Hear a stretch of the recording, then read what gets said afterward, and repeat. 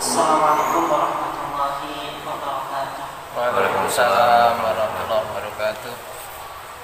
Innal hamdalillah nahmaduhu wa nasta'inuhu wa nastaghfiruh wa na'udzu billahi min shururi anfusina wa min sayyiati a'malina. Man yahdihillahu fala mudilla lahu wa man yudlil fala hadiya lahu.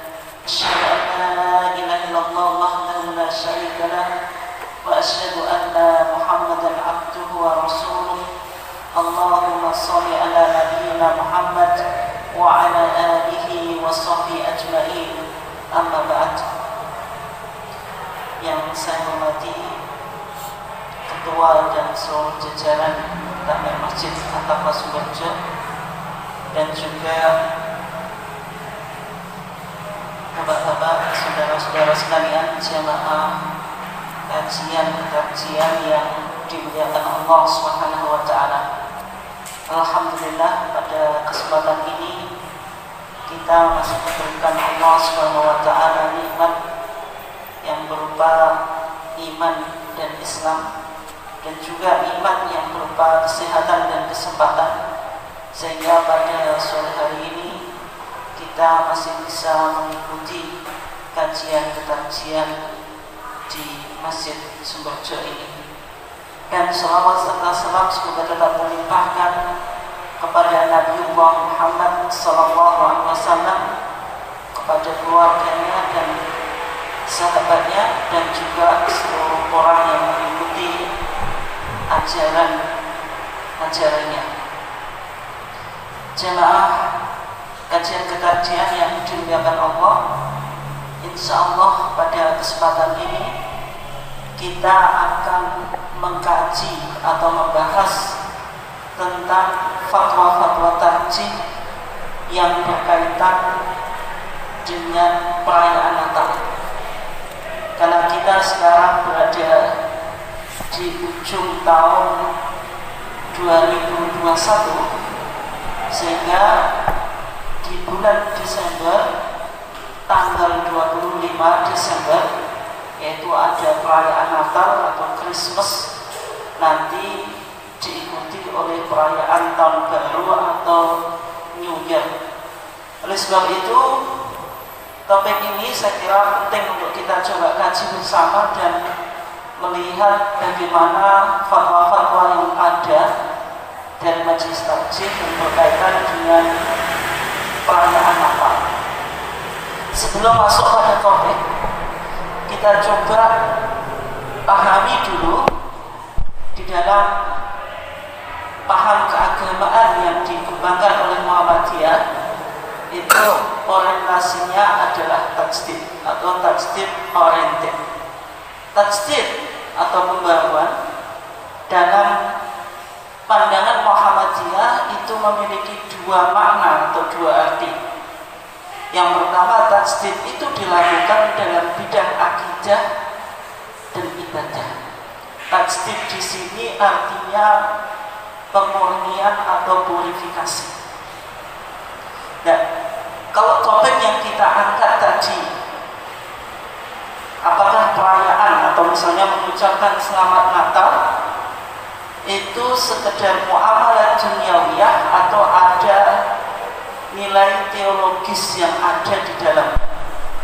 Oleh sebab itu, maka untuk melihat corak tajdid yang dikembangkan di Muhammadiyah, bahwasanya tajdid dalam Muhammadiyah di bidang akidah itu artinya pemurnian atau glorifikasi, yaitu Muhammadiyah mencoba memahami akidah itu sebagaimana di dalam sumber aslinya, yaitu Al-Quran dan Sunnah, dan terbebas dari apa yang diistilahkan dengan TBCS. Kemudian tajdid dalam bidang muamalah duniawiyah itu artinya mendinamisasi, artinya mendinamisasikan kehidupan masyarakat dengan semangat kreatif dan inovatif sesuai dengan tuntutan zaman. Oke. Karena kajian kita berkaitan dengan muamalah duniawiyah dan juga sering dikaitkan dengan masalah akidah, maka yang perlu kita pahami di dalam Muhammadiyah, ketika Muhammadiyah lahir sebagai gerakan purifikasi tauhid atau gerakan purifikasi akidah, maka akidah yang dipahami oleh warga Muhammadiyah itu jangan sampai mengidap penyakit apa yang disebut dengan TBCS. Artinya ketika warga Muhammadiyah terindikasi atau terdiagnosa mengidap penyakit akidah yaitu TBCS, maka harus segera diterapi atau disembuhkan. Nah, TBCS itu apa maksudnya? Yaitu kepanjangan dari T-nya itu takhayul, yaitu khayalan, kesialan. Ini banyak yang ada di masyarakat. Misalnya ketika kita mau bepergian, mobil kita nabrak kucing, kemudian kucingnya itu harus dikubur dengan kain moli. Kalau tidak, maka akan apa? Membawa kesialan. Itu contoh apa? Takhayul, yaitu imajinasi tentang kesialan yang dimunculkan di dalam pikiran kita. Itu yang disebut apa? Takhayul. Kemudian ada juga bid'ah. Bid'ah itu membuat inovasi di dalam agama. Meskipun istilah bid'ah itu lebih sering dipakai dalam konteks ibadah, tetapi bid'ah itu juga ada di dalam akidah, yaitu meyakini keyakinan-keyakinan yang di luar dari keyakinan Ahlus Sunnah wal Jamaah atau yang di luar Al-Quran dan Sunnah, maka itu disebut keyakinan yang bid'ah. Kemudian yang C-nya itu khurafat, tapi ini pakai apa? Ejaan lama. Kalau ejaan sekarang ya pakai apa? K. Khurafat itu apa maksudnya? Yaitu mempercayai mitos atau cerita mistik. Ini masih banyak diyakini di dalam masyarakat kita. Misalnya kalau masyarakat yang hidup di samping laut selatan, itu ada kepercayaan bahwasanya di laut selatan itu ada yang menguasai, yaitu siapa? Nyi Roro Kidul. Sehingga harus dilakukan sesajian, kalau tidak akan berdampak pada kehidupan mereka, akan mendatangkan madorot-madorot di dalam kehidupan mereka. Ini contoh mitos atau cerita mistik yang berkembang di masyarakat. Demikian juga di setiap desa ada kepercayaan bahwasanya ada yang menguasai desa itu, yang disebut apa? Danyan atau Singbawarekso atau apapun. Sehingga di sebagian desa masih ada punden, yaitu dilakukan makanan. Kalau tidak dilakukan makanan, maka akan apa? Singbawarekso atau danyannya akan marah, sehingga memunculkan berbagai macam penyakit atau mudarat. Kemudian yang ketiga ada syirik. Syirik ini yang disebut politeisme, yaitu mensejajarkan negara yang memiliki kekuasaan dan kekuatan di samping Allah. Nah, tentu pemahaman syirik ini berkembang dari syirik yang tradisional menjadi syirik yang modern. Artinya dari empat ini penyakit akidah yang diistilahkan oleh Muhammadiyah TBCS, tahayul, bid'ah, khurafat, syirik, maka sebagai warga Muhammadiyah jangan sampai di dalam akidah atau tauhid kita itu mengidap penyakit ini. Oke. Berikutnya, sebelum kita mencoba melihat fatwa-fatwa tarjih yang berkaitan dengan perayaan Natal, maka kita coba pahami dulu, yaitu tentang manhaj tarjih. Manhaj tarjih itu apa? Metodologi penggalian hukum yang dikembangkan di dalam Muhammadiyah. Ada prinsip yang diikuti atau diterima oleh Muhammadiyah. Prinsip itu dalam teori hukum disebut satu adzariyah. Satu itu artinya menutup atau to block, adzariyah itu jalan. Artinya satu adzariyah itu blocking the means, artinya menutup jalan yang berpotensi kepada kerusakan atau kemaksiatan. Maksudnya apa? Ada sesuatu yang hukum asalnya itu apa? sesuatu yang mubah ini berpotensi kepada kerusakan atau kemaksiatan. Sesuatu yang mubah ini boleh diharamkan. Dan sehingga Muhammadiyah menerima teori hukum ini atau tidak? Jawabannya menerima. Sehingga dalam hadis tarjih kita dijelaskan bahwasanya Muhammadiyah menggunakan asas saddu dzari'ah untuk menghindari terjadinya fitnah dan mafsadah. Sehingga kaidah yang penting untuk kita ya minimal dihafalkan kalau bisa. Kalau nggak bisa ya dipahami. Yaitu kaidahnya bagaimana? Darul mafasid muqaddamun ala jalbil masalih. Darul mafasid, meninggalkan kerusakan-kerusakan, muqaddamun itu lebih didahulukan, lebih diprioritaskan ala jalbil masalih daripada menarik manfaat-manfaat. Nah, sehingga kalau kita lihat di dalam putusan tarjih tahun 1929, Muhammadiyah sudah menggunakan teori hukum ini ketika Majelis Tarjih mengeluarkan putusan tentang keharaman memasang gambar Kiai Haji Ahmad Dahlan. Artinya dalam pandangan Muhammadiyah hukum gambar itu hukum asalnya apa? Mubah.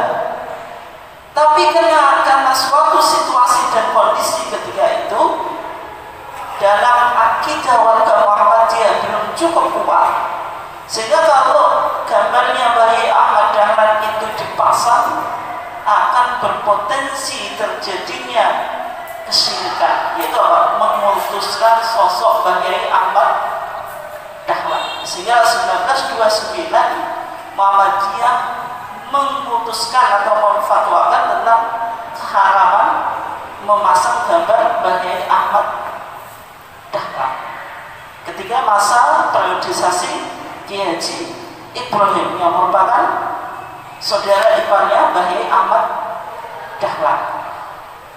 Tetapi ketika situasi dan kondisi sudah berubah, tahun 1968 di Munas Tarjih di Sidoarjo dianggap bahwasanya keyakinan atau akidah warga Muhammadiyah itu sudah kuat dan sudah kokoh. Tidak mungkin ada di kalangan warga Muhammadiyah yang memiliki keyakinan atau mengutuskan Bayi Ahmad Dahlan. Kemudian yang kedua, kepentingan edukasi atau bagaimana mengenalkan sosok sebagai founding father dari organisasi ini kepada generasi yang akan datang. Maka fatwa yang sudah difatwakan dicabut 1968. Dan ketika awal mengharamkan gambar itu prinsip yang dipakai apa? Saddu dzari'ah. Memasang gambar itu hukum asalnya apa? Mubah. Tetapi ketika yang mubah ini berpotensi kepada kemaksiatan atau kesyirikan, maka boleh diharamkan. Tetapi ketika ilah atau alasan ini sudah tidak ada, maka hukumnya menjadi sebagaimana semula, yaitu hukumnya mubah. Oke, ini contoh ya. Di 1929 Muhammadiyah sudah menggunakan apa? Prinsip saddu dzari'ah. Oke, contoh yang kedua. Di Munas Tarjih di Malang tahun 1989 itu Muhammadiyah memutuskan atau memfatwakan larangan menikahi wanita non-muslim ahli kitab Indonesia. Artinya dalam konteks pernikahan lintas agama ini ada beberapa kemungkinan. Yang pertama, yang laki-laki non muslim, yang wanita atau yang perempuan muslimah, hukumnya apa? Halal atau haram?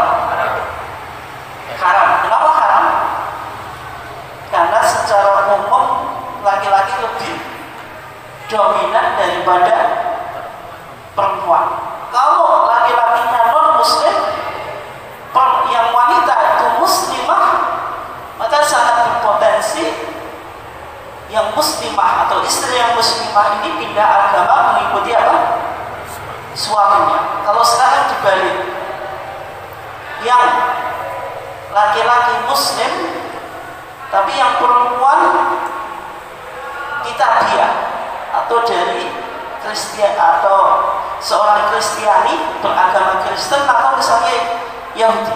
Tapi Yahudi itu ada tetapi tidak banyak populasinya di Indonesia. Katakanlah kitabiah dari Nasraniyah atau dari apa? Kristen. Itu hukumnya bagaimana? Laki-lakinya Muslim, istrinya itu Nasrani atau Nasraniyah. Hukumnya bagaimana? Boleh enggak? Masih boleh. Kalau kita lihat di dalam Al-Quran, maka Allah mengatakan apa? Wal muhsanatu minal ladzina utul kitaba min qablikum. Yang halal bagi orang-orang Muslim itu apa? Wal muhsanat, wanita yang terhormat minal ladzina utul kitab, dari ahli-ahli kitab. Yaitu apa? Yahudi atau Nasraniyah, pengikut agama Yahudi atau pengikut agama Nasrani. Min qablikum, sebelum kamu. Kalau melihat ayat ini, maka wanita kitabiah itu hukum asalnya apa? Boleh dinikahi sesuai dengan mantuk atau yang diucapkan oleh Al-Quran. Tetapi kemudian ini bisa berubah ketika melihat fakta yang ada di lapangan sekarang. Kalau jenengan mengikuti dunia selebritis, maka tidak jarang laki-lakinya Muslim, kemudian yang istrinya non Muslim atau kitabiah, ternyata laki-lakinya ternyata laki-lakinya apa? Atau Tetap ikut. Bisa jadi karena istrinya itu seorang selebritis, dari segi kekayaan juga lebih kaya daripada suami. Ini tidak ada jaminan dalam konteks apa? Modern. Karena antara laki-laki dan perempuan itu bisa dikatakan sekarang sudah ada equality atau apa? Kesamaan. Dan mungkin di beberapa hal banyak wanita yang lebih kaya dan bisa mendominasi laki-laki. Sehingga ini perlu dikaji bahwasanya masalah pernikahan itu bukan hanya melegalisasi seksualitas, tetapi ada tujuan yang ingin direalisasikan oleh Islam, bahwasanya nikah itu termasuk tujuannya mencetak generasi atau anak yang soleh dan menguatkan keimanan. Kalau yang berpotensi rusak adalah iman, melihat fakta di lapangan, maka sesuatu yang mubah itu bisa diharamkan dengan prinsip satu adzari'ah. Ini bisa ditangkap ya. Hukum asalnya kan boleh berdasarkan apa? Quran apa? Wal muhsanatu minal ladzina utul kitaba min qablikum. Artinya menikahi kitabiah hukum asalnya boleh. Tapi kalau fakta lapangan, ternyata laki-laki tidak bisa mengajak wanita atau istrinya yang non muslim ke Islam, justru sebaliknya, maka digunakan prinsip apa? Satu dzari'ah, sesuatu yang mubah ketika berpotensi kepada keharaman bisa menjadi haram. Oke ya, bisa dipahami ya? Kalau enggak sambil diingat-ingat, coba dipikirkan. Oke, kalau kita bicara tentang hubungan atau masalah hubungan dengan non-muslim, sebenarnya di dalam fatwa tarjih sudah dibahas cukup banyak. Misalnya di dalam TJA, tanya jawab agama jilid 1 itu sudah dibahas beberapa masalah yang berkaitan dengan interaksi dengan non-muslim. Misalnya bagaimana hukum bergaul dengan non-muslim, batas toleransi, menjawab salam, tamu non-muslim dan sebagainya itu sudah difatwakan. Kemudian kalau kita lihat di TJA, tanya jawab agama jilid 2, juga dibahas tentang relasi atau hubungan dengan non-muslim. Misalnya hukum mengucapkan selamat hari Natal, yang ini nanti kita akan bahas. Kemudian bantuan non non-muslim, menyantuni yatim non-muslim. Itu bagaimana? Artinya di dalam fatwa-fatwa tarjih itu berkaitan dengan relasi atau hubungan dengan non-muslim, fatwa kita sudah lumayan banyak. Sebelum kita masuk pada fatwa yang berkaitan dengan perayaan seputar Natal, kita coba kaji tentang prinsip-prinsip pergaulan dengan non-muslim. Kalau kita lihat di dalam TJA jilid 1 halaman 177 178 itu dijelaskan tentang beberapa prinsip yang perlu untuk kita jadikan acuan di dalam berinteraksi dengan non-muslim.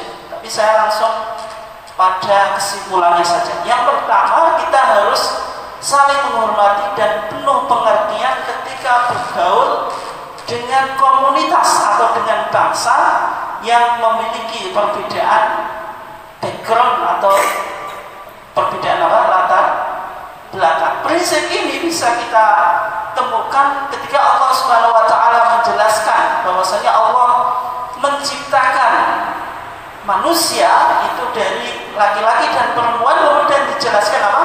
Waja'alnakum syu'uban, dan kami menjadikan kamu sekalian syu'uban, berbangsa-bangsa, wa qabail, dan bersuku-suku. Artinya ini adalah ketentuan Allah bahwasanya Allah menciptakan manusia itu dengan perbedaan background.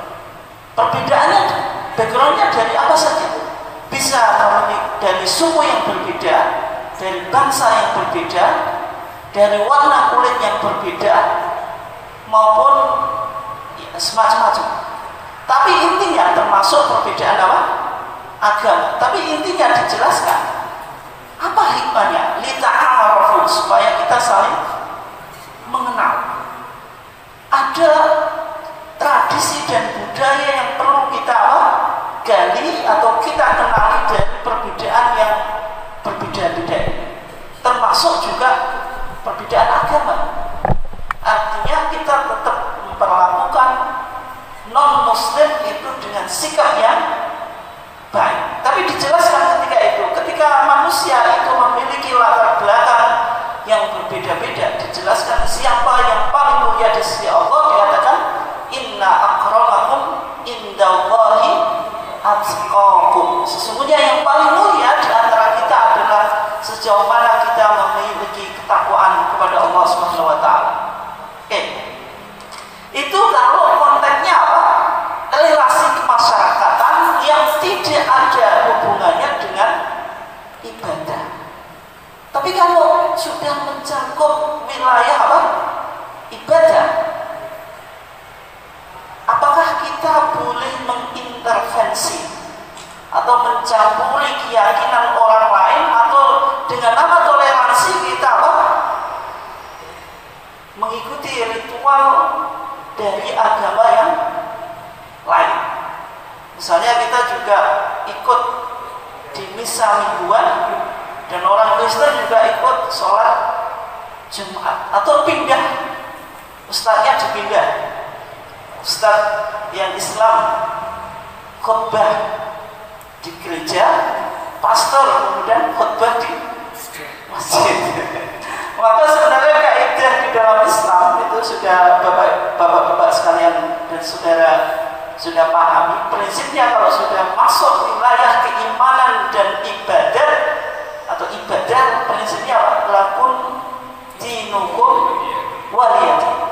Lakum, bagi kamu sekalian, dinukum, agamamu, waliyadin, dan bagiku agamaku. Artinya tidak boleh mengintervensi keyakinan orang lain dengan alasan toleransi atau dengan nama toleransi atau sebagainya. Ini yang ditanamkan di dalam Islam. Artinya surat Al-Kafirun itu kan turun ketika ada negosiasi antara orang musyrik atau musyrikin dengan Islam, supaya apa? Ada umat Islam mau menerima apa yang disembah oleh orang musyrik, dan orang musyrik akan menerima apa yang disembah oleh umat Islam. Artinya ajaran pluralisme agama sudah muncul ketika itu. Tapi Al-Quran menjelaskan dalam prinsip keyakinan itu, prinsipnya lakum dinukum waliyadin. Nah, kalau kita berinteraksi dengan non-muslim itu karena agama mereka juga agama dakwah. Artinya kalau dalam Kristen istilah dakwah itu disebut apa? Evangelisasi atau penginjilan. Dan umat-umat yang belum menerima Yesus Kristus sebagai juru selamat itu dianggap sebagai domba-domba yang tersesat, perlu untuk diselamatkan. Artinya sangat mungkin dalam berinteraksi dengan non-muslim terjadi dialog teologis. Ketika terjadi dialog teologis, bagaimana kita atau sikap kita? Maka Al-Quran menjelaskan wala tujadilu ahlal kitabi illa billati hiya ahsan. Jangan engkau berdialektika dengan ahlul kitab kecuali dengan cara yang terbaik. Illa alladziina dzalamu minhum, kecuali orang-orang yang melakukan kezaliman di antara mereka. Artinya boleh melakukan dialog secara teologis, tetapi tetap harus dipegang prinsip jangan sampai kita menghina keyakinan mereka. Karena kalau kita hina, mereka akan merespon balik menghina keyakinan kita atau bahkan menghina Allah yang Maha Suci yang kita sembah. Ini beberapa prinsipnya. Kemudian kita coba masuk sekarang pada fatwa tarjih tentang hukum mengucapkan selamat hari Natal. Sebenarnya kalau kita bicara tentang fatwa tarjih yang berkaitan dengan hukum mengucapkan selamat hari Natal, fatwa ini sebenarnya tidak difatwakan oleh majelis tarjih secara sendiri. Artinya majelis tarjih menukil atau mengutip atau menyampaikan fatwa yang sudah pernah difatwakan oleh MUI, yaitu Majelis Ulama Indonesia. Fatwa ini sekitar tahun 1981-an. Kenapa kok demikian? Karena melihat isu ini sudah menjadi isu nasional, sehingga fatwanya itu kalau diambil dari fatwa MUI ini lebih representatif, karena fatwa ini digodok oleh lintas ormas. Nah, ketika kita baca di dalam fatwa Majelis Ulama tentang perayaan Natal bersama, maka sebelum mengeluarkan fatwa, nanti ada 3 fatwa yang dikeluarkan oleh MUI, diawali dengan pertimbangan-pertimbangan yang dijadikan bahan kajian atau ya pertimbangan untuk menentukan fatwa itu. Yang pertama, umat Islam sebenarnya diperbolehkan untuk kerjasama dan bergaul dengan umat agama-agama lain. Artinya masalah-masalah yang berhubungan dengan keduniaan kita harus apa? Harus berbuat baik dengan non-muslim. Itu tidak ada larang. Dalam berdagang pun tidak boleh ketika kita membeli sesuatu atau menjual sesuatu dengan non-muslim kita tipu. Itu tidak boleh. Sebagaimana Nabi Muhammad juga berinteraksi dengan bangsa, dengan orang-orang Yahudi dengan interaksi yang adil. Dalam Al-Quran mengatakan bilqis, dengan keadilan. Oke, yang kedua, umat Islam tidak boleh mempercampur adukkan agama dengan akidah atau peribadatan agama lain. Sebagaimana prinsip tadi, lakum dinukum waliyadin. Artinya kalau konteks akidah tidak boleh akidah kita itu dicampur aduk dengan akidah atau teologi agama lain. Ritual ibadah juga semacam itu. Tidak boleh ritual ibadah yang ada di dalam Islam ini dicampuri dengan ritual ibadah yang berasal dari agama lain. Itu tidak boleh. Karena prinsipnya apa? Lakum dinukum waliyadin. Kemudian Allah juga mengatakan apa? Wala talbisul haqqa bil batil. Jangan engkau mempercampur adukkan antara kebenaran dengan apa? Kebatilan. Kemudian yang ketiga, dalam pandangan umat Islam, posisi Isa ibn Maryam itu Nabiullah dan Rasulullah. Artinya Isa bin Maryam itu diangkat oleh Allah menjadi nabi dan rasul. Artinya kedudukan Isa bin Maryam itu sama dengan kedudukan nabi-nabi dan rasul sebelumnya. Prinsip agama Islam apa? Dalam akhir surat Al-Baqarah itu, la nufarriqu apa? Baina ahadin minhum wa nahnu lahu muslimun. La nufarriqu baina ahadin minhum. Umat Islam memandang nabi dan rasul itu tidak dibedakan. Apalagi misalnya Nabi Isa ini posisinya diangkat tidak hanya nabi atau rasul. Kalau nabi dan rasul itu kan berarti apa? Bashar, manusia biasa. Tidak mungkin diangkat memiliki unsur ketuhanan. Sebagaimana dalam pandangan Ahlul Kitab mengatakan Isa bin Maryam ini ada unsur lahud, ada unsur apa? Nasut. Lahud itu apa? Unsur ketuhanan. Nasut itu unsur kemanusiaan.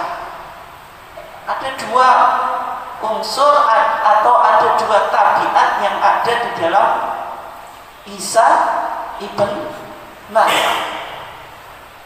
Kemudian yang keempat, barang siapa berkeyakinan bahwa Tuhan itu lebih dari satu, Tuhan itu mempunyai anak dan Isa itu anaknya, maka orang itu kafir atau syirik. Al-Quran ketika turun atau ayat Al-Quran yang berkaitan dengan kritik teologis terhadap keyakinan ahli kitab dari Nasrani atau dari Kristen, karena Al-Quran itu kan turun bagaimana merespon isu teologis yang berkembang. Maka Al-Quran mengatakan apa? Laqad kafara alladziina qalu innallaha huwal masih ibnu Maryam. Sungguhlah kafir orang yang mengatakan bahwasanya Allah itu adalah Al-Masih ibn Maryam.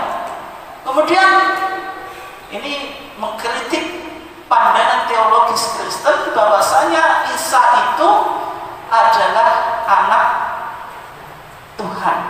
Karena dalam pandangan mereka ada teologi yang disebut teologi apa? Trinitas. Bahwasanya Allah itu esensinya satu, tetapi memiliki tiga oknum. Kalau oknum itu bahasa Syria, tapi kalau bahasa Yunani-nya disebut hipostasis. Ada teologi Trinitas. Allah itu esensinya satu, tetapi memiliki tiga oknum.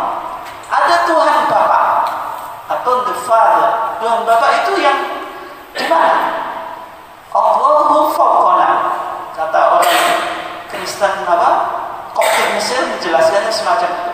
Allah yang berada di atas kita, artinya yang berada di surga. Tuhan Bapa yang berada di surga. Kemudian di antara oknum Trinitas itu ada yang disebut anak atau the son atau al-ibn. Anak ini dilahirkan dari Tuhan Bapa, tetapi dilahirkan tapi tidak diciptakan. Dalam pandangan orang Kristen Koptik Mesir mengatakan Yesus itu makhluk, maulud ghairu makhluk, dilahirkan tapi tidak diciptakan. Kalau jenengan mencoba memahami redaksi atau kalimat ini bisa paham nggak? Dilahirkan tetapi tidak diciptakan. Bisa dipahami nggak? Nggak, dilahirkan. Suatu yang dilahirkan itu diciptakan nggak? Namanya dilahirkan ya diciptakan. Bagaimana dilahirkan kok tidak diciptakan? Sehingga kita nggak bisa menangkap bahasa maulud ghairu makhluk. Sesuatu yang lahir ya pasti diciptakan. Dan lahirnya Isa dari Tuhan Bapa ini sebelum penciptaan alam semesta. Tapi kalau manusia ini memiliki dosa atau khoti'ah, dosa ini yang diwariskan oleh bapaknya manusia yaitu Adam. Ketika berada di surga Eden karena memakan pohon larangan, akhirnya diturunkan ke bumi. Dosanya manusia, dosanya Adam ini akan diwariskan terus sampai akhir kiamat dan tidak bisa ditebus. Maka Allah itu sifatnya apa? Rahim, Maha Pengasih, mengasihi manusia, maka merelakan anaknya satu-satunya diturunkan ke bumi. Itulah Yesus Kristus yang dia dilahirkan dari Maryam atau Maria dan hidup bersama kita menjadi apa? Manusia biasa. Dan ketika hidup di dunia, maka suatu saat akan apa? Disalib karena sebagai bentuk penebusan dosa yang dilakukan oleh manusia. Artinya orang yang tidak beriman terhadap penyaliban Yesus Kristus maka tidak akan mendapatkan keselamatan. Itu dalam teologi apa? Kristen. Sosok apa? Anak Tuhan atau Yesus Kristus. Yesus Kristus itu kalau tabiat ketuhanannya itu tidak dilahirkan tapi tidak diciptakan, itu sudah ada sebelum penciptaan alam semesta. Tapi Yesus sebagai manusia itu dilahirkan dari sosok siapa? Maria. Dan kemanusiaan ini yang boleh mati, kata mereka semacam itu. Tapi ketuhanannya tidak boleh mati. Nah kemudian yang ketiga, artinya digambarkan tadi Allahu ma'ana, Tuhan yang bersama kita. Kemudian ada oknum yang ketiga disebut Rohul Kudus atau the Holy Spirit, yaitu dia tidak dilahirkan tapi dia keluar dari Tuhan Bapa. Kalau dalam perspektif Islam, Rohul Kudus itulah yang disebut siapa? Malaikat Jibril.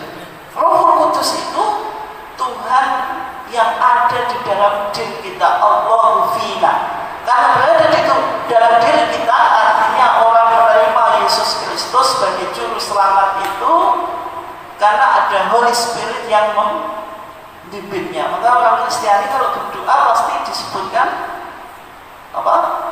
Roh Kudus. Ini pandangan asalnya dari mana? Teologi Trinitas. Nah kemudian bagaimana? Kenapa kok Al-Quran mengkritik terhadap teologi Trinitas?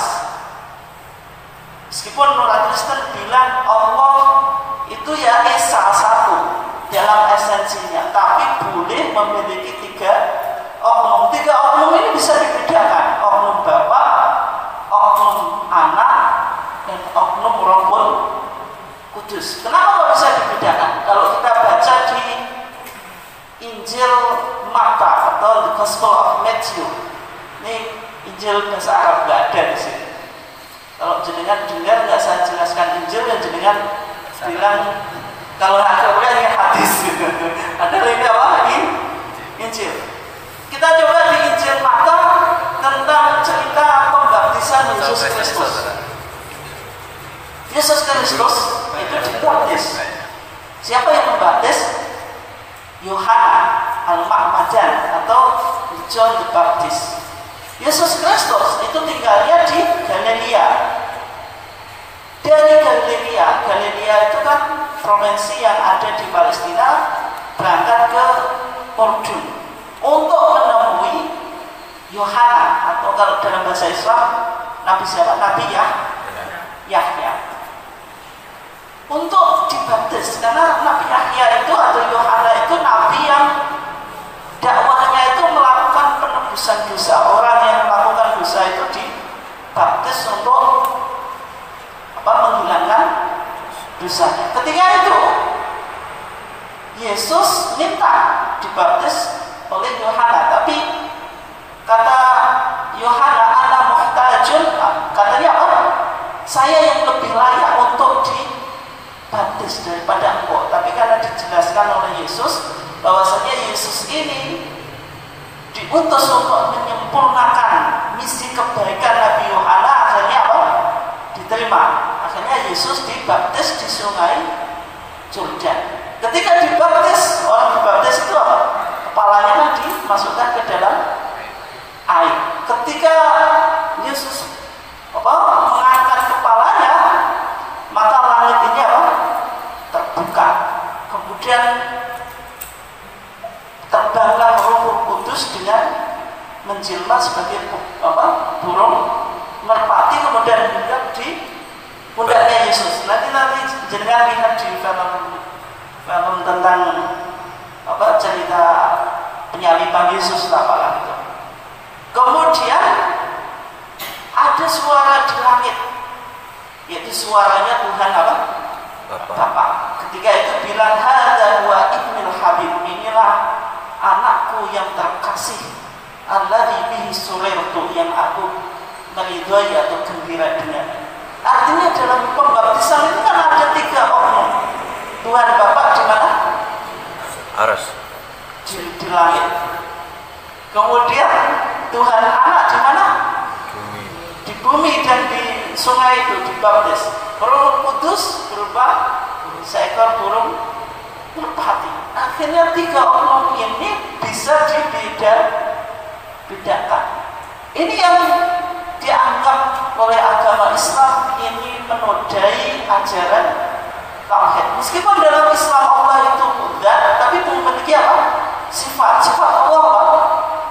Al-ilm, maha mengetahui, Al-Qudrah, maha berkuasa. Tapi yang namanya sifat Allah tidak mungkin terpisah dari zatnya. Tapi kalau oknum itu melebihi dari apa yang disebut apa sih?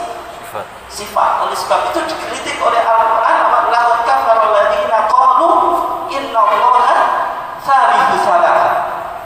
Sungguh kafirlah orang yang mengatakan bahwasanya Allah itu satu oknum daripada 3 oknum. Ini kritik Al-Quran tentang teologi Kristen. Oke.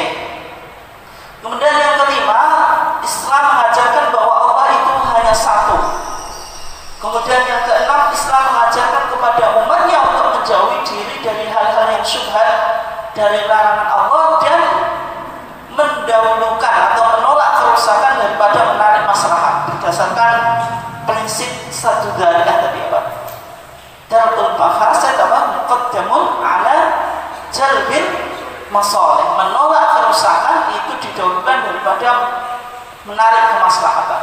Artinya ketika mengucapkan selamat Natal itu hanya sekedar muamalah duniawiyah atau ada muatan akidah atau teologis. Ini kan perlu dilihat. Sehingga kalau berpotensi adanya pemahaman yang keliru, sebaiknya dihindari dengan prinsip tadi, darul mafasid muqaddamun ala jalbil masalih. Sehingga dari 6 pertimbangan di atas, Majelis Ulama memfatwakan 3 poin. Yang pertama, perayaan Natal di Indonesia meskipun tujuan merayakan dan menghormati Nabi Isa alaihissalam, akan tetapi Natal itu tidak dapat dipisahkan dari soal-soal yang diterangkan di atas. Artinya, ketika ada perayaan Natal bersama, ngapain umat Islam kok ikut-ikutan tadi merayakan Natal? Artinya itu bukan sekedar interaksi keduniaan, tapi sudah masuk wilayah peribadatan dan merusak teologi atau akidah.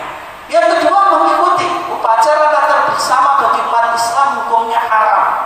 Artinya tidak perlu misalnya ustaz atau kiai Islam pergi ke gereja kemudian khutbah di sana. Atau kita di Islam mendatangkan pendeta atau pastor untuk khutbah di masjid kita, ya tidak perlu, karena itu sudah wilayah peribadatan dan akidah. Kemudian yang ketiga, agar umat Islam tidak terjerumus kepada syubhat dan larangan Allah, dianjurkan untuk tidak mengikuti kegiatan-kegiatan perayaan Natal. Artinya tidak boleh mengikuti kegiatan atau perayaan Natal. Dari fatwa ini khususnya poin B, mengikuti perayaan Natal haram hukumnya. Tidak boleh umat Islam mengikuti perayaan sebagainya. Dan bagaimana kalau mengucapkan selamat hari Natal? Maka di sini dikatakan mengucapkan selamat hari Natal itu masuk pada poin C, yaitu apa? Dikhawatirkan terjerumus pada yang syubhat atau yang dilarang oleh Allah. Taruhlah hukum asalnya mubah, tapi ketika ini tidak bisa dihindari dari muatan teologis, maka sebaiknya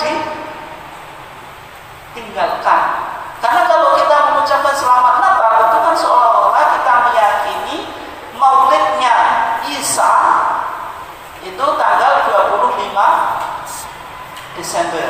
Nanti kita bahas kalau ada waktu. Betulkah 25 Desember itu kelahiran Nabi Isa atau Yesus Kristus berdasarkan kalender Masehi, Injil? Itu nanti perlu untuk kita bahas. Tapi sebelumnya kita coba lihat fatwa berikutnya. Bagaimana makanan hari Natal? Bolehkah? Misalnya apa? Kita diundang ke gereja, ikut makan di sana. Atau tidak diundang, tetapi kebetulan apa? Tetangga kita Kristen, kemudian kita dikasih makanan, diantar makanan. Hukum memakannya bagaimana? Maka untuk menjawab pertanyaan ini ada beberapa poin yang disampaikan oleh majelis tarjih. Yang pertama, perayaan Natal yang di situ diadakan dengan upacara yang mengandung ritual agama, maka tidak boleh datang. Artinya kalau jenengan diundang ke gereja untuk ikut misa Natalan dan juga jenengan mengikuti amin-amin juga, nah itu nggak boleh. Nah kemudian kalau diundang ke gereja tapi ritualnya sudah selesai, artinya tinggal ramah-ramah, makan-makan, maka itu hukumnya apa? Boleh-boleh saja, tetapi nanti dilihat makanannya bagaimana. Nah, tentu kalau makanannya diharamkan oleh Islam ya tidak boleh. Kalau di situ ada daging babi atau daging-daging yang diharamkan di dalam agama Islam, maka tidak boleh. Nah kalau di sana ada dansa, ada pesta ya, boleh ikut nggak? Nggak boleh. Nah terus kalau tidak diundang di gereja, tapi makanan itu diantarkan ke rumah kita, ya kita lihat kalau makanannya itu roti, sayur mayur, maka boleh saja dimakan. Tapi kalau makanannya itu makanan yang haram dalam Islam, misalnya daging babi, ada minuman keras, ya tetap haram. Kemudian berikutnya, bagaimana hukum makanan ahli kitab? Maka sebenarnya prinsipnya makanan ahli kitab itu halal. Maka Al-Quran mengatakan wa ta'amul ladzina utul kitaba halal lahum, dan makanan orang-orang ahli kitab itu halal bagimu. Wa ta'amuhum halal lahum, dan makanan kaum sekalian juga halal bagi mereka.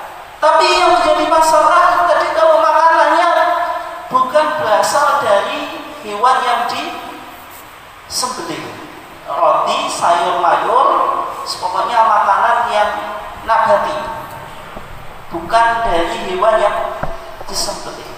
Kalau dari hewan yang disembelih, kalau makanannya itu beli dari pasar, itu jelas halal. Jelas apa? Halal. Kalau yang menyembelih orang Kristiani sendiri, nah ini yang menjadi perdebatan.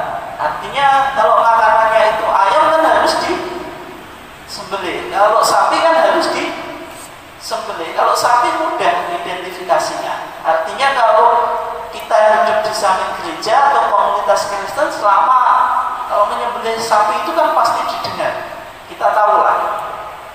Tapi yang menjadi masalah kalau bagaimana kalau ayam. Ayam itu ada dua kemungkinan, beli di pasar atau disembelih sendiri. Sehingga karena masalah hukum makan makanan sembelihan orang Kristen ini penting bagi warga Muhammadiyah Bojonegoro, khusus Bojonegoro.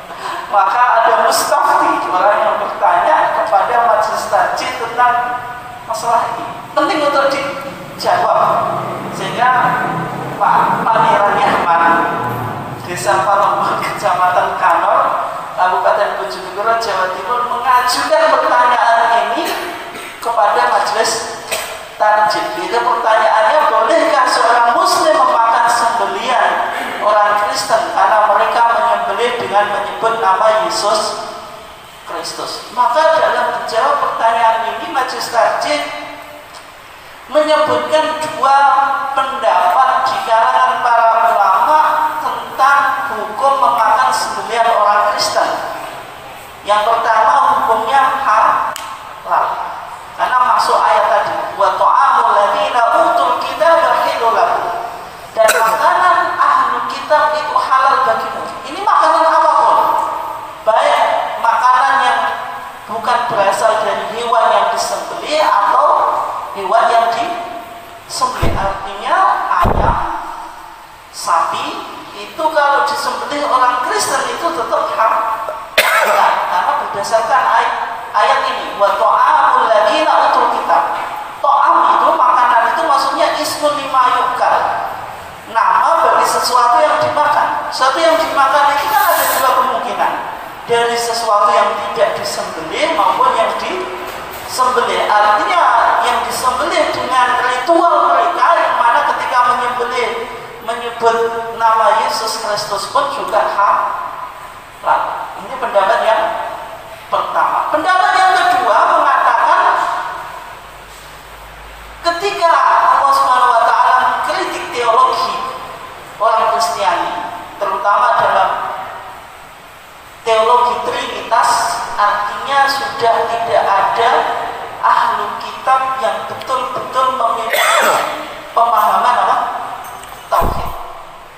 Allah mengkritik teologi mereka, laqad kafara alladziina qalu inna Allaha tsalitsu tsalatsa. Sungguh kafirlah orang-orang yang mengatakan bahwasanya Allah itu salah satu dari yang tiga. Setelah ayat ini turun, artinya orang Kristen itu dalam masalah teologi dianggap sebagai teologi yang menyimpang, sehingga penyembelihan yang disembelih dengan nama Tuhan mereka itu sama dengan wa ma umila li ghairillahi bih. Itu sesuatu yang disembelih bukan dengan nama Allah, maka itu tidak boleh. Nah, dari dua pendapat yang berkembang ini, mana yang dipilih atau yang menjadi kecenderungan majelis tarjih? Maka dalam melihat dua pandangan yang berkembang di kalangan para ulama ini, majelis tarjih lebih cenderung kepada pendapat yang kedua. Artinya sembelihan orang Kristen yang menyebut, ketika menyembelih nama Yesus Kristus itu sebaiknya tidak dimakan. Dengan prinsip apa? Tadi, darul mafasid muqaddamun ala jalbil masalih. Mencegah kerusakan, apalagi ini kerusakan akidah, takut apa? Memakan makanan yang tidak disebut dengan nama Allah itu didahulukan daripada sekedar apa? Memenuhi syahwat nafsu makan. Jadi yang diambil atau kesimpulan yang diambil oleh majelis tarjih. Sekarang karena waktunya mungkin sudah mau habis ya, tapi kita harus selesaikan itu cepat. Yang sering menjadi pertanyaan, Natal itu secara umum di mainstream gereja pada umumnya itu kan dirayakan tanggal 25 Desember. Meskipun nanti kalau gereja timur kayak di Mesir itu namanya Ortodok Koptik, itu tidak dirayakan tanggal 25 Desember, tapi dirayakan 6 Januari. Artinya ada perbedaan antara gereja barat dengan gereja timur. Tapi karena secara umum gereja Kristen itu kan yang lebih banyak kan dari barat, sehingga 25 Desember ini yang paling populer. Nah, untuk mengaji masalah ini perlu kita mencoba melihat bagaimana yang dinarasikan oleh Injil tentang kelahiran Yesus. Di dalam ada 4 Injil yang disebut sebagai Injil kanonik. Injil kanonik itu apa? Injil yang diterima oleh gereja. Injil apa saja? Matius, Markus, kemudian Barnabas. Lukas, sama Yohanes. 4 saja. Bagaimana kalau Injil Barnabas? Itu menurut mereka Injil mogok, Injil palsu. Kenapa? Karena menetapkan tentang kenabian Nabi Muhammad. Sehingga kalau jenengan berdebat menggunakan data Injil Barnabas, ya artinya tidak diterima oleh mereka. Oke, Injil 4 ini yang diterima oleh gereja. Tapi dari 4 Injil ini bisa dikelompokkan lagi berdasarkan biblical studies, kajian Bible yang modern. Mereka mengistilahkan dengan Injil sinoptik. Injil sinoptik itu apa?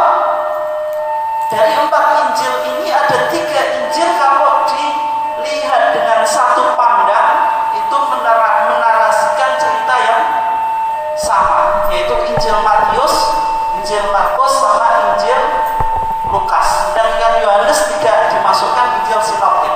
Artinya kalau jenengan baca satu peristiwa dari Injil Matius, Markus, Lukas, ini nanti ada kesamaan dan perbedaan. Gitu. Ya nanti kita coba lihat di kelahiran Yesus itu ditemukan di 2 Injil, yaitu Injil Matius dan Injil Lukas. Misalnya contohnya di Injil Matius, kelahiran Yesus itu terjadi pada masa Herodus. Tapi Injil Lukas menjelaskan pada masa kekaisaran Agustus. Ini kan beda. Yang satu Herodus, yang satu Agustus. Kemudian yang kedua, Injil Matius menjelaskan kelahiran Yesus itu yaitu di rumah di Bethlehem. Bethlehem itu Baitulahmin atau kota sucinya King David atau Raja Daud atau Yerusalem. Tapi kalau Injil Lukas menjelaskan bahwasanya kelahiran Yesus itu terjadi ketika ada perintah sensus. Sensus itu apa? Pendataan penduduk. Karena ketika itu Palestina atau orang Yahudi itu dijajah oleh orang Romawi. Romawi itu secara hukum, teori hukum dan tata negara itu sudah luar biasa ketika itu, sehingga sensus pun sudah dilakukan oleh Romawi ketika itu. Artinya ketika itu semua bangsa Israel atau Yahudi harus melakukan sensus. Karena Maria, ibunya siapa? Yesus, itu kan bertunangan dengan Yusuf atau Yosef. Nah, itu. Asalnya dari Baitulahmin atau Bethlehem, tapi tinggal di Nazaret di provinsi Galilea. Karena tinggal di Galilea, kota asalnya Bethlehem, maka harus pulang ke kota asal untuk mengikuti sensus, karena sensus itu berdasarkan asalnya dari mana gitu. Akhirnya apa? Melakukan perjalanan ke Bethlehem, dan di perjalanan mereka tidak mendapatkan penginapan karena rumah dulu yang bawah itu untuk ternak, yang atas digunakan untuk tidur atau hidup.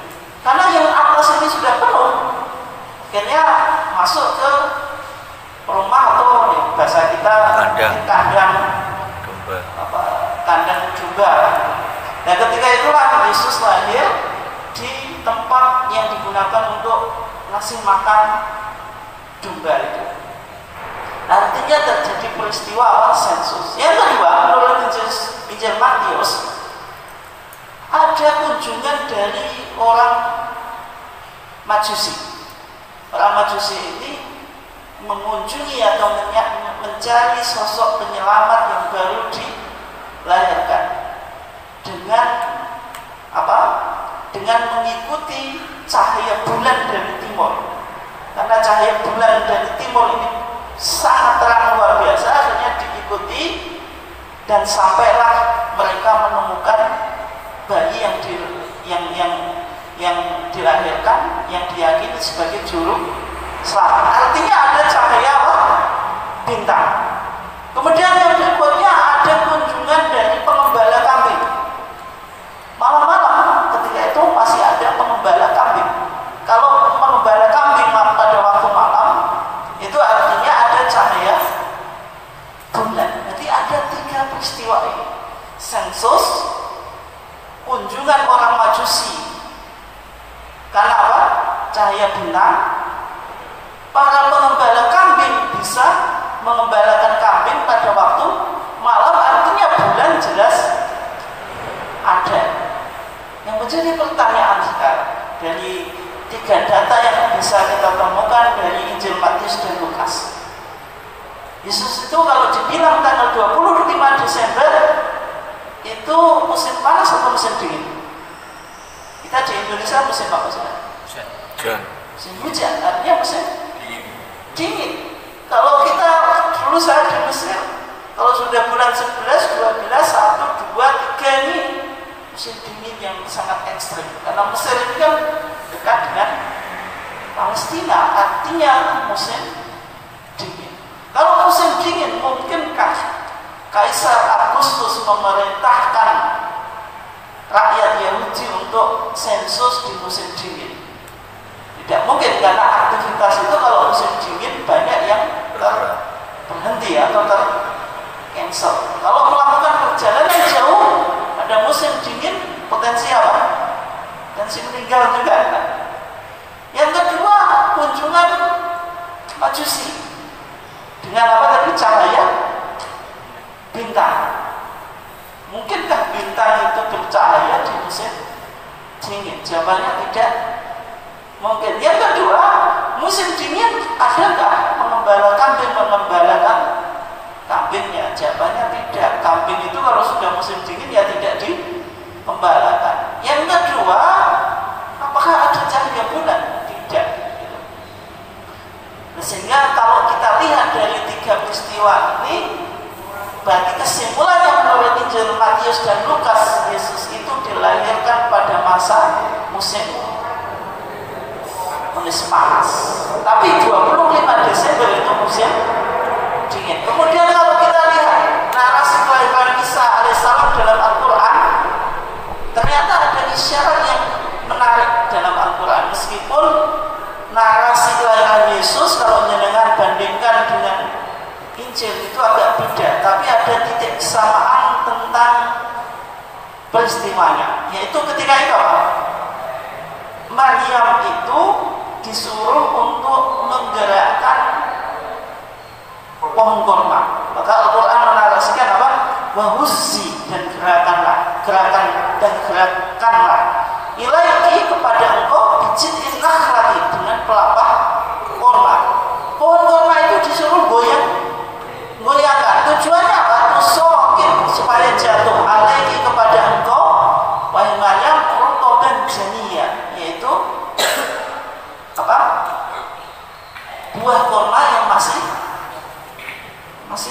basah gitu. Ini kan artinya ada apa? Pohon kurma itu ketika itu sedang berbuah. Kalau sedang berbuah, musim dingin atau musim panas?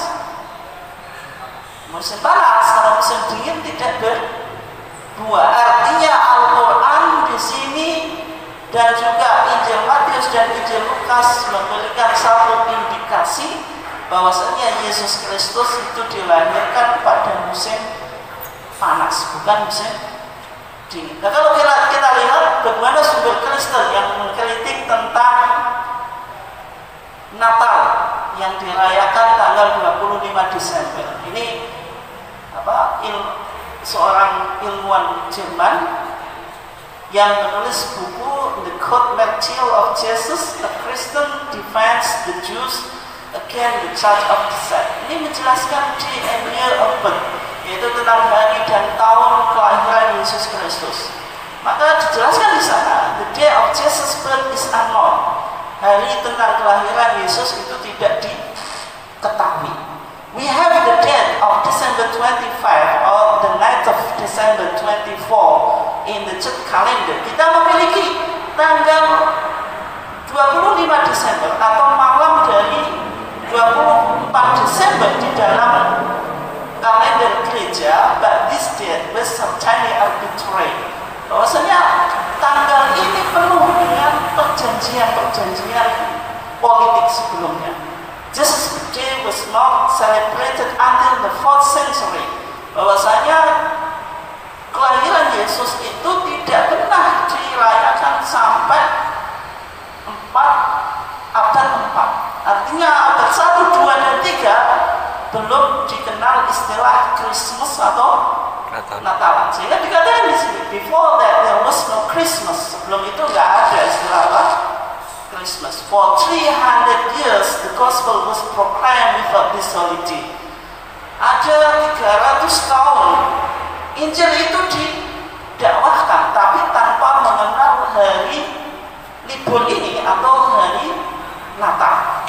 Kemudian dijelaskan yang ironik bahwasanya tanggal 25 Desember itu sebenarnya adalah hari libur agama pagan.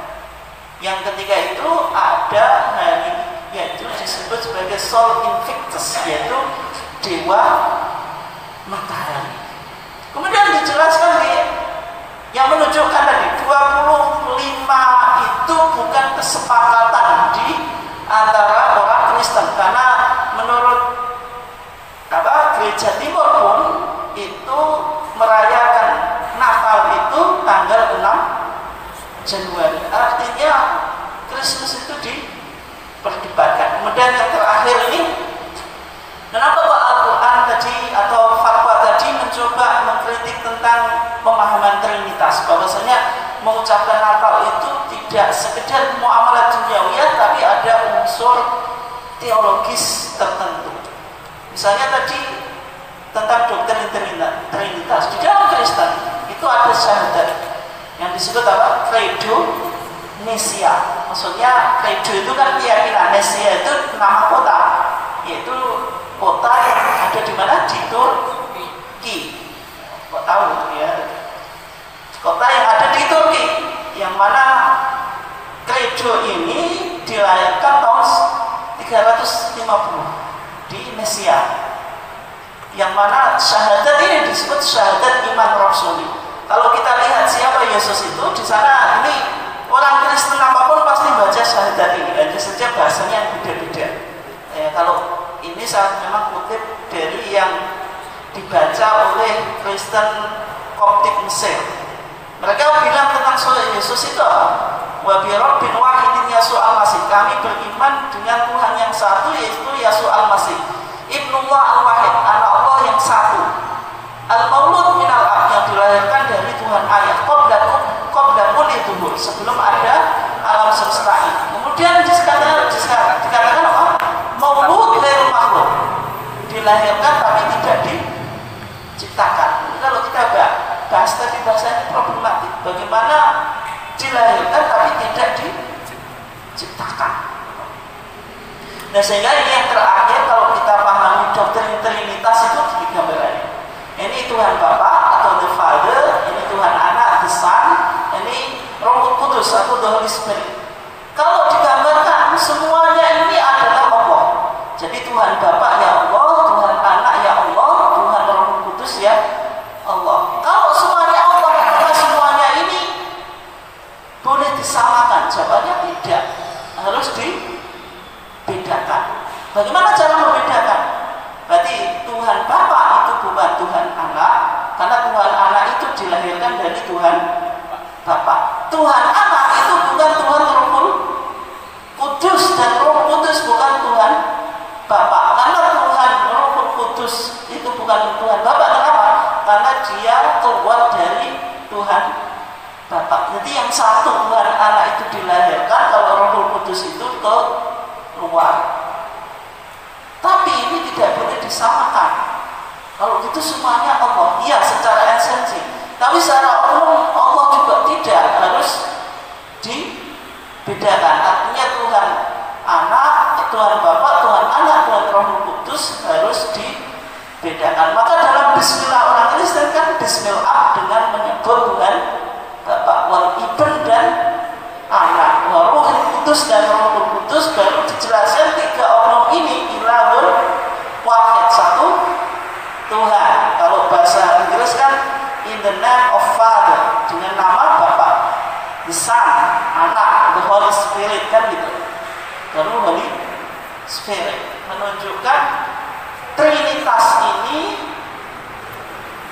ada tiga oknum yang tidak boleh disamakan, sehingga tadi muncul kritik Al-Quran bagaimana merespon teologi yang berkembang di kalangan ahlu kitab, yaitu Al-Quran mengatakan laqad kafara alladziina qalu innallaha tsalitsu tsalatsa. Mungkin sekian, kalau ada pertanyaan monggo.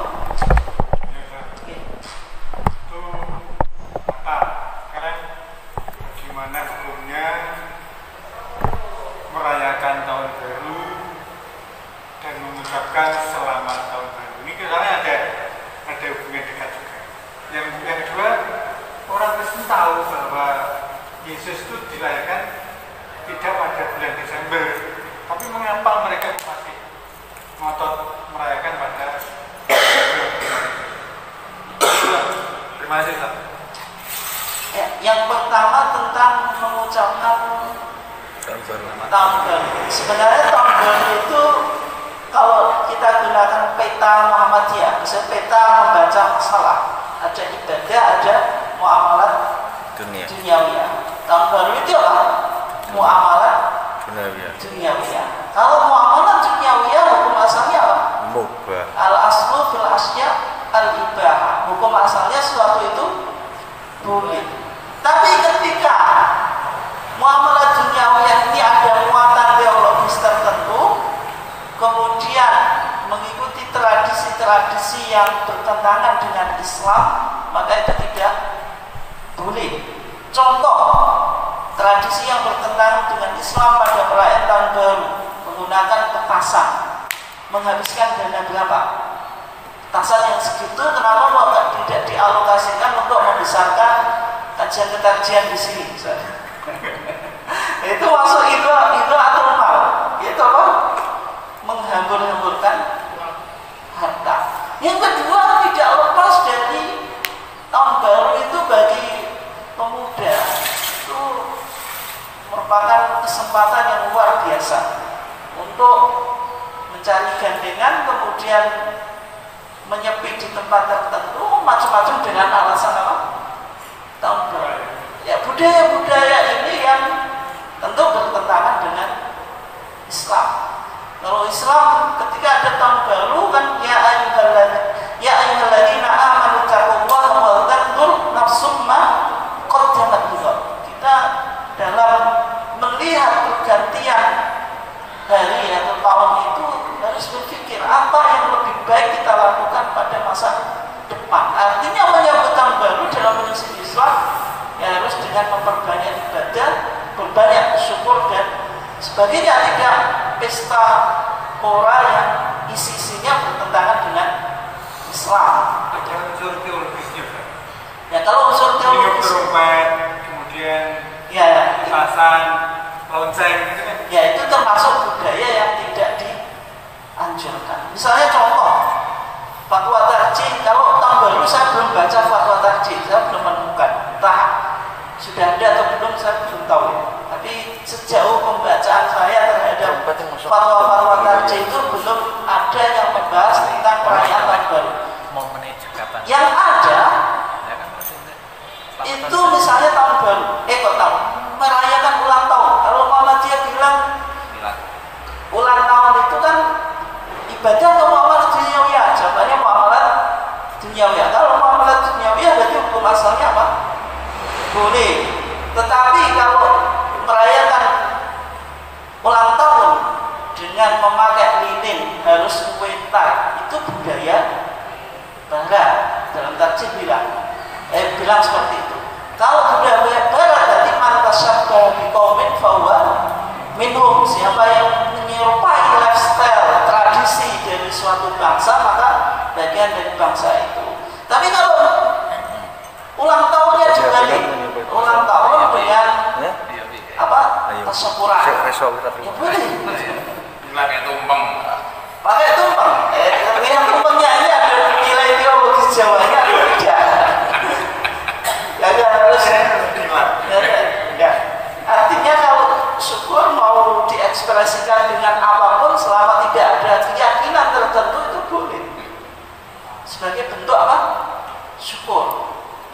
ulang tahun, apa undang tetangga makan bersama, bacaan biasanya boleh, karena tidak sebagai ekspresi apa?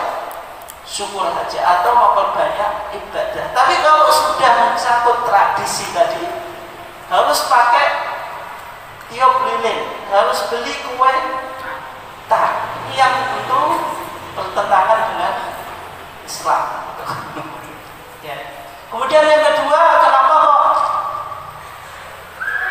25 Desember itu masih dirayakan oleh orang-orang Kristen sampai sekarang? Ya memang ini kan kalau melihat buku ini artinya abad keempat itu sudah mulai perayaan Natal. Ini kan sudah budaya yang cukup lama. Kalau budaya ini cukup lama, maka tentu sudah mengakar. Kalau bagi orang Barat itu bukan nggak penting Natalan itu, yang penting